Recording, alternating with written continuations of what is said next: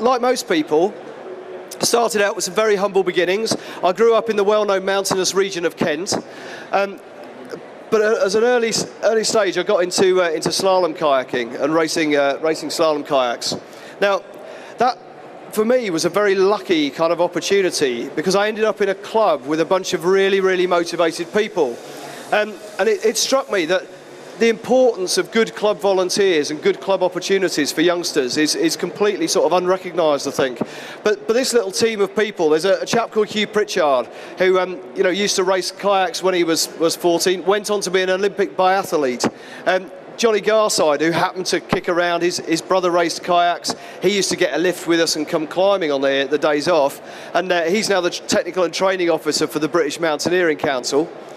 Pete Catterall went on to be in the UK freestyle squad coach. Pretty obscure kind of sport, but actually if it was a more mainstream sport, you would all have heard of him, because he's one of the UK's most successful coaches ever. I mean, in terms of world-class medals, second only perhaps to cycling. And then myself, looking slightly anxious there, leading one of my first sort of early rock climbs, completely out of my comfort zone. And I always think it's amazing the number of people that come to speak to me and sort of say, oh, well, I'm going to find this really hard to get into the outdoors because I live in Kent and the mountains are miles away. And of course, that's exactly where I grew up, and it's making the most of those local opportunities and those local connections, and the motivation of being able to team up on lifts and, get your thumb out and hitch down to the Alps. Now, like most good kids, I took a year out, and it's probably one of the most important things I did in terms of changing the pathway of my career. Mine was a well plotted out sort of academic career. I was going to do a physics degree, and I had it all kind of worked out, and then I disappeared off to Nepal and did what 18, 19-year-olds do in Nepal when they go on holiday, and came back with a completely different plan. And it meant that suddenly, of course, you've got time on your hands, haven't you, at that age? And it's one of the things that it's great to see a few people that have been to see us already today and ask questions. One of the things you've got to cash in on at that point is going climbing, going mountaineering, and getting that fire in your belly for the outdoor sports and the passion for it that will see you through the next stages of your career. Because you've got all the time in the world, but no money at this stage in your life. So I call this the young, free and single years. These are the years where you've got to get out there. You've got no mortgage, no wife, no kids, no complications, certainly no cash. But this is the time to go and bum around the world and get the mileage in. So of course, I developed a bit of a South America habit when I got back from Nepal, and before I knew it, I was kind of going on expeditions all over the world and really making the most of getting all that kind of mileage under your belt. One of the most important things that anybody ever told me in a careers talk was that actually it doesn't matter what you do as long as you do something. You'll end up where you wanted to be in the long run. The worst thing in the world you can do is not make a decision. So of course the decision I'd made was just to disappear back off into the mountains again. That was the perfect thing. But I did get a degree under my belt. So for some of you, I can see some faces here who are thinking, oh, I really want to work in the outdoors, what's it all about? I would say that time at university, time getting a degree, is really time well spent, especially if you can force yourself to stick through a PGCE or a BEd and get yourself a teaching qualification behind your belt. You'll never regret it later. For me, I did a degree as a product designer.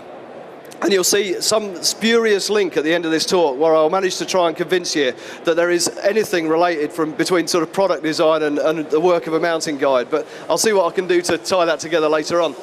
But why all this experience? Well, lots and lots of people get into the outdoors. Ours is a culture where people are insistent on qualifications these days. But I've got to tell you, developing yourself and looking after other people are kind of mutually exclusive activities, okay? If you want to go out and stretch the envelope and get better at being a mountaineer, you've got to go and take some risks. You've got to go and have a bit of an adventure. You might not make it home before it goes dark. Then again, you might. But when you're looking after other people, it's got to work out. You're responsible for those folks. You're taking them to a hazardous environment. You've got a kind of contract and an obligation to look after them and to bring them home safely, and not to find yourself having some kind of out-of-your-mind epic on the edge of some big rock face somewhere. So developing yourself and looking after people, two mutually exclusive things. So it's way more important to go and have the epics, go and get caught out in the bad weather and work out how to navigate on your own first, and then all of those qualifications will follow, because there'll be a model in comparison. So the next snippet of advice, I suppose, is that variety really is the spice of life.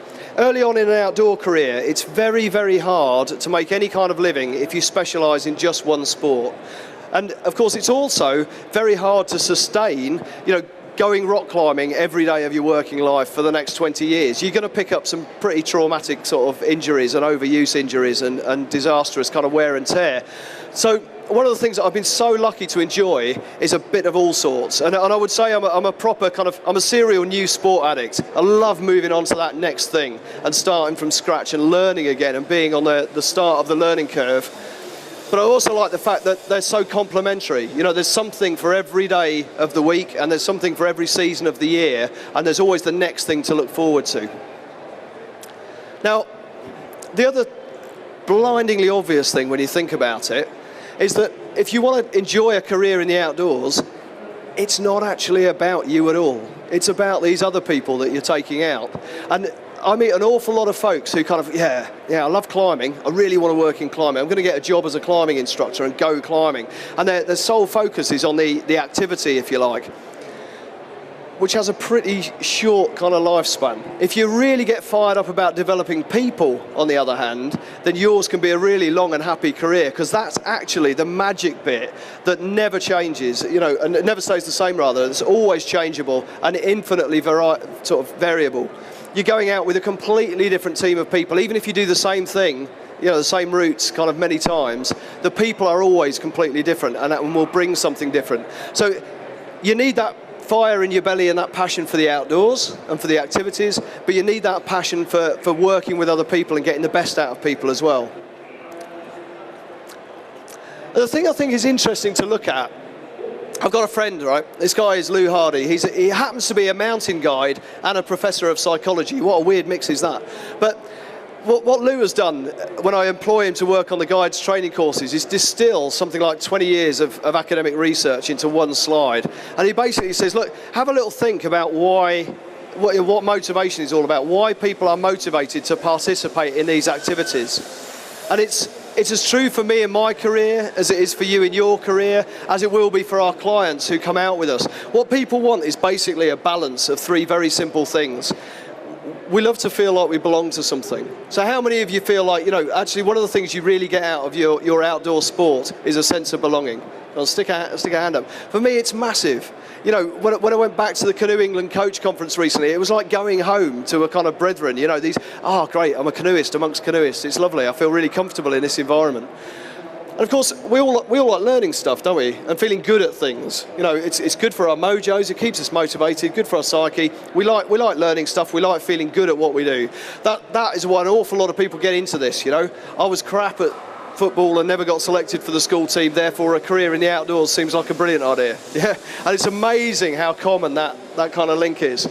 But the other thing we like is we like being in charge. We like being in control of our own destiny. And it's very important when you realise that that's the one that we can, as leaders and guides and outdoor professionals, we can steal that off people if we're not very, very careful, by making all the decisions and coming up with all the answers and being the ones that are in charge, when actually our clients are desperate to be in charge as well.